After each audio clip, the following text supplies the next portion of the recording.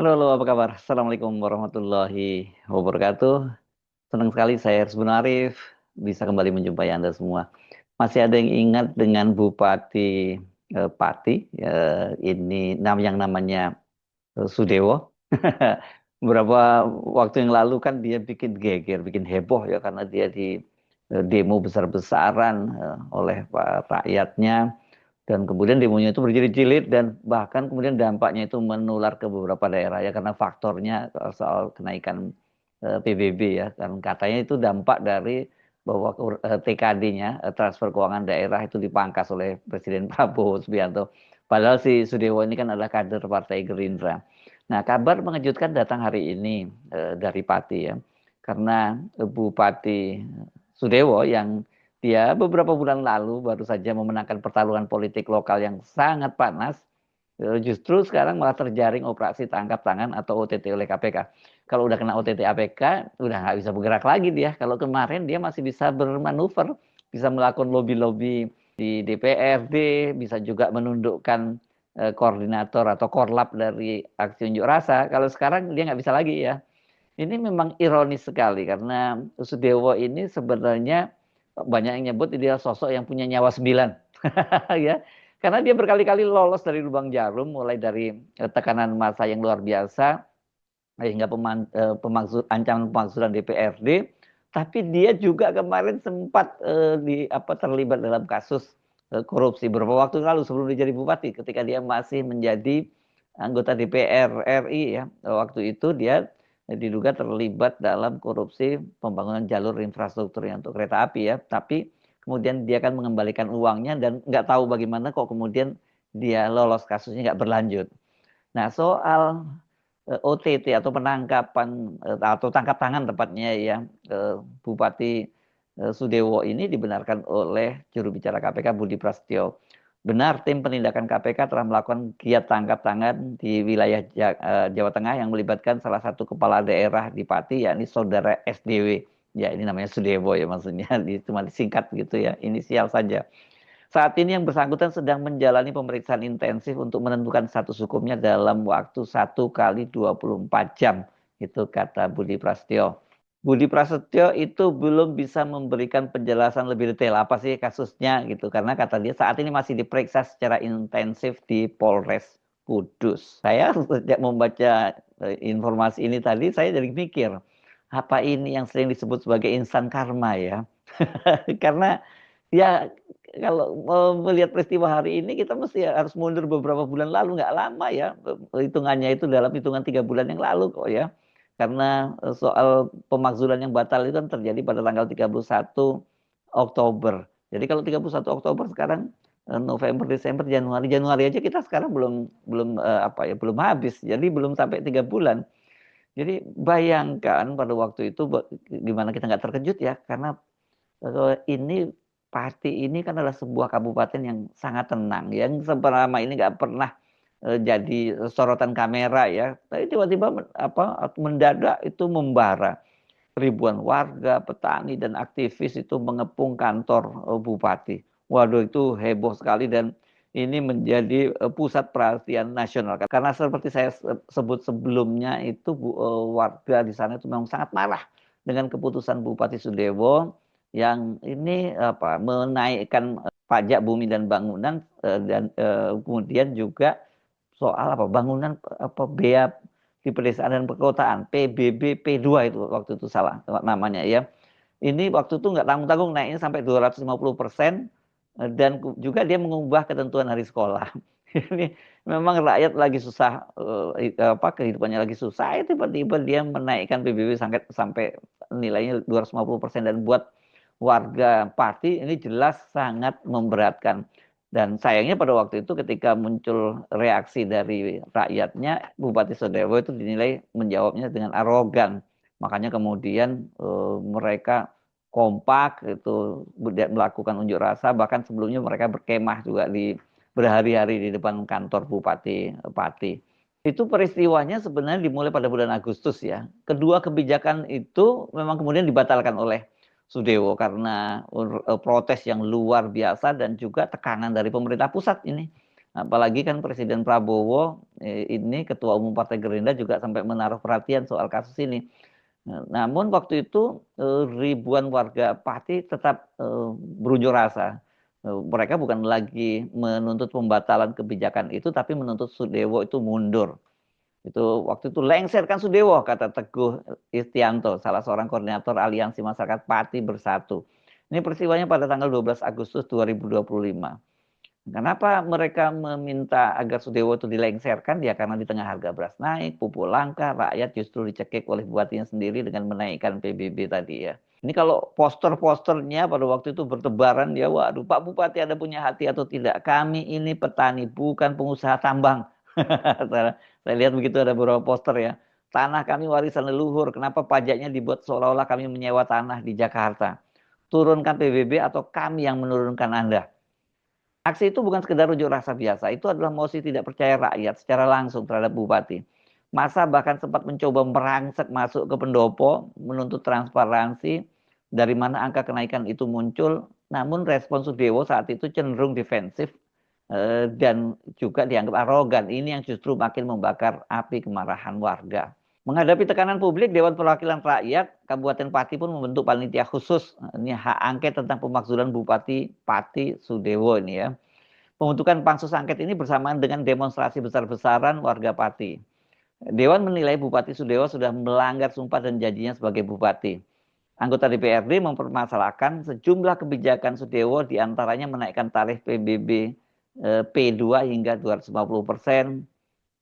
dan juga ada beberapa kebijakan lain tadi yang disebutkan tadi, mengubah hari sekolah dan sebagainya. Tapi yang paling banyak mendapat sorotan soal tarif PBB dan P2 ini ya. DPRD Pati ini terdiri dari 50 orang anggota yang berasal dari 8 partai politik. Partai Demokrasi Indonesia Perjuangan mempunyai kursi paling banyak, 14 kursi. Sementara Partai Gerindra, ini partainya Bupati Sudewo ini memiliki 6 kursi. Pada waktu pembentukan angket itu, Bupati Sudewo menyatakan dia menghormati keputusan DPRD Pati. Itu kan hak angket yang dimiliki DPRD. Jadi saya menghormati hak angket itu, kata dia. Namun Sudewo tetap enggan mundur dari jabatannya, seperti tuntutan para pendemo. Dia beralasan, saya akan dipilih oleh rakyat secara konstitusional dan secara demokratis. Jadi tidak bisa saya berhenti dengan tuntutan itu. Semua ada mekanismenya, kata dia. Menurut dia kalau hak angket itu mekanisme ya. Tapi rupanya ini Sudewo sudah bisa menghitung. Dia membuat kalkulasi kalau menghadapi kemarahan warga, wah itu susah. Kemarahan rakyat dia susah. Tapi kalau di DPRD 50 orang itu kalkulasinya dia udah tahu lah gitu ya. Sudewo mengatakan dia memahami tuntutan massa yang memintanya lengser. Tapi dia sendiri katakan dia berjanji akan memperbaiki cara kepemimpinan dia. Ini merupakan proses pembelajaran bagi saya karena juga baru saja beberapa bulan menjabat sebagai bupati, kata dia. Masih banyak kekurangan, masih banyak kelemahan yang harus kami benahi ke depan, kata dia. Mencoba ya, mengajuk hati publik lah, minta diberi kesempatan lah gitu ya. Melihat gelombang massa, bola panas itu berpindah ke gedung DPRD Pati. Rakyat menuntut satu hal, makzulkan Sudewo. Secara politik posisi yang sangat rawan. Namun disinilah keajaiban politik terjadi. Sebenarnya nggak ajaib-ajaib amat.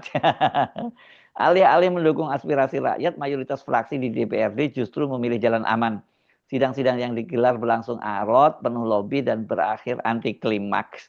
Dan Bupati Pati Sudewo akhirnya gagal dimakzulkan.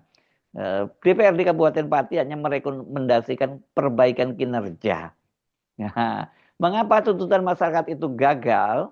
Kita flashback ya pada hari Jumat tanggal 31 Oktober tahun 2025 lalu. DPRD Kabupaten Pati menggelar sidang paripurna guna membahas hasil kerja pansus angket terkait pemakzulan Sudewo. Ketua DPRD Kabupaten Pati Ali Badrudin menyatakan dalam rapat tersebut bahwa pihaknya itu telah bersepakat untuk mengambil langkah pemakzulan. Ini dari apa ini fraksinya dari fraksi PDIP ya. Rapat paripurna DPRD Kabupaten Pati telah menyetujui pendapat anggota DPRD Kabupaten Pati berupa rekomendasi atau perbaikan kinerja Bupati Pati untuk tahun-tahun berikutnya. Itu kata Ali dalam rapat. Ini rapatnya disiarkan oleh kanal YouTube-nya Sekretariat DPRD Pati. Jadi kita bisa memantaunya ya. Dengan keputusan tersebut, tuntutan masyarakat Pati untuk melengserkan Sudewo karena kebijakan kenaikan pajak daerah dan pernyataan kontroversialnya ya kemudian akhirnya dianulir. Tadi itu kan pemakzulan atau perbaikan, mengambil langkah pemakzulan atau perbaikan kinerja. Ya akhirnya yang dipilih perbaikan kinerja. Pembelaan anggota DPRD pada waktu itu kita harus melihat ini secara jernih. Pemakzulan bukan perkara mudah. Ada mekanisme undang-undang Pemda yang harus dilalui. Kita tidak bisa memakzulkan kepala daerah hanya karena kebijakan administratif pajak yang masih bisa direvisi. Stabilitas daerah harus tetap kita utamakan di atas segalanya. Nah, ini waktu kata Ali ya. Alasan stabilitas dan prosedur selalu ini menjadi tameng. Namun bagi rakyat di luar gedung itu hanya basa-basi politik. Ada kecurigaan bahwa Sudewo itu berhasil mengamankan dukungan partai-partai besar di DPRD. Dan dia lolos dari lubang jarum. Rakyat kecewa tapi Sudewo kembali melenggang ke kursi kekuasaan. Nah, ini kan juga waktu itu rame juga ya. Koordinator aksi itu dikabarkan dia sudah yang tadinya cuma naik sepeda motor kemudian bisa mengendarai mobil dan sebagainya, dan dia juga sudah bertemu dengan Sudewo di kantornya gitu, dan waktu itu mereka berhasil melakukan islah gitu, tapi islahnya korlap itu nggak diikuti oleh islahnya rakyat. Setelah lolos dari pemakzulan, Sudewo itu kemudian dia meminta agar dan juga sekaligus mengajak kerjasama lah rakyat, termasuk mereka-mereka yang pro kontra, katanya ini persoalan di Pati ini harus dihadapi secara bersama-sama lah, itu menurut Sudewo. Jadi ini ya lolos Sudewo, dan ini bukan pertama kalinya dia lolos, karena sebelumnya dia juga pernah punya masalah gitu ya. Ini kan dia pada waktu itu juga udah mulai berawiri nih di persidangan Tipikor Jakarta, namanya juga udah muncul. Ini kan pada waktu itu ada persidangan berkaitan dengan korupsi di jalur rel kereta api ya di Jawa Tengah. Pada waktu itu Sudewo menjadi anggota Komisi 5. Ini di DPR RI ya, korupsinya itu di Direktorat Jenderal Perkereta-apian. Ini di Kementerian Perhubungan. Ya, sebagai anggota Komisi 5 ini kan urusannya dengan partnernya, ininya adalah rekan kerjanya adalah Komisi 5. Dan nama dia itu dalam persidangan disebut-sebut menerima aliran dana terkait proyek jalur kereta api itu. Dan waktu itu Sudewo dikabarkan dia sudah mengembalikan uang sebesar 3 miliar. Tapi dalam korupsi kan duitnya dipulangkan bukan berarti kasusnya kasusnya nggak berlanjut. Dan pada waktu rame-rame itu Deputi Penindakan PLT Deputi Penindakan dari KPK Asep Guntur Rahayu juga menyatakan bahwa mereka menangani kasus dari Bupati Sudewo ini. Kenapa? Karena saksi di persidangan misalnya salah satu saksi menyebutkan ada titipan aspirasi dan alokasi untuk oknum anggota Komisi 5 berinisial S yang digunakan untuk pengamanan proyek di beberapa wilayah jalur ganda kereta api.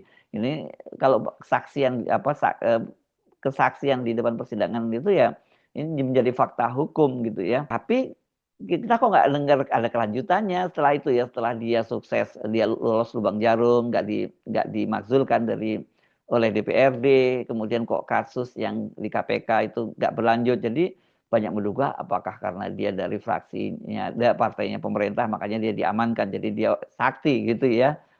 Tapi ternyata diam-diam KPK terus mengintai ini ya, Sudewo ini ya.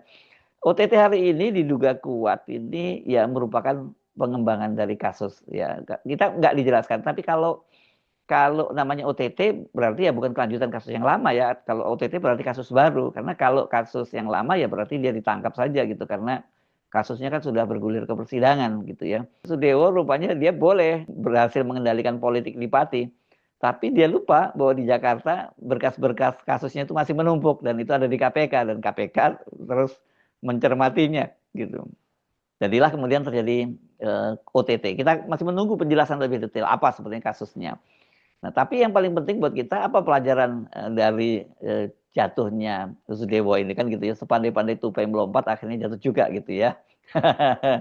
Dan yang kita mesti tekankan pertama-tama jangan pernah meremehkan kemarahan rakyat ya. Kenaikan PBB yang gila-gilaan itu adalah awal dari hilangnya legitimasi moral. Pada waktu itu ketika rakyat marah ternyata korlap bisa bermain, DPR bisa bermain. Doa orang yang dizalimi itu yang nggak bisa yang nggak ada hijab ya dengan Allah itu ya. Jadi doanya terkabul sekarang gitu ya. Kedua, yang kita mesti petik pelajaran, dukungan politik dari DPRD itu rapuh. Saat KPK datang membawa borgol, kawan-kawan politik di daerah biasanya akan langsung mingkem, cuci tangan dan menjauh, ya. Kini Sudewo harus bersiap menghadapi kenyataan pahit. Lebih baik sebenarnya lebih terhormat dia dimakzulkan ya daripada dia kemudian di OTT oleh KPK ya. Karena kalau dimakzulkan kan dia paling bisa jadi orang bebas dan bisalah maju kontestasi lagi. Kalau nggak maju gubernur mungkin jadi anggota DPR kembali seperti sebelumnya gitu ya. Nah ini dia mesti bersiap-siap ini masuk dari ke apa rumahnya yang megah, rumah dinas yang megah di Pati itu menuju sel yang sempit di KPK. Rakyat Pati mungkin kini apa ya tengah bersorak keras. Sebelumnya mereka merasa kecewa ya. Tapi tentu saja ini bukan soal benci secara pribadi, tapi karena mereka melihat keadilan sekarang ini sedang bekerja lewat tangan-tangan yang tidak terduga. Bagaimana menurut Anda? Apakah Anda percaya termasuk yang disebut dengan instan karma gitu ya? Langsung dibalas hanya beberapa bulan kemudian ini dari dia tidak batal dijatuhkan oleh DPRD, sekarang yang mencokok malah KPK. Kalau ini dia sudah tidak bisa ngeles lagi dan rasanya dia nggak bisa lobby-lobby lagi ya. Nah ini tentu saja kalau sudah seperti ini nasib dari Sudewo ya dia karir politiknya selesai. Dia nggak mungkin dia maju lagi menjadi bupati atau jabatan-jabatan publik lainnya. Kita tidak tahu ini berapa tahun dia bakal dikenakan oleh KPK ini nanti oleh jaksa penuntut di KPK dan kemudian Hakim Tipikor menjatuhkan beberapa tahun. Yang jelas karir politiknya kalau sudah ditangkap KPK ya selesai. Kita nggak tahu apakah ini cara cara Tuhan membersihkan Pati lah setidaknya kita nggak terlalu mikirin nggak terlalu berharap banyak itu negara gitu karena skalanya yang ditangkap juga Bupati Pati. Apakah kemudian ini kalau ada di OTT ini kemudian membuat jera yang lain? Tapi belajar dari pengalaman banyak kasus itu terulang ya OTT KPK ini bahkan itu bukan hanya di satu daerah tapi juga di satu daerah dan di satu keluarga.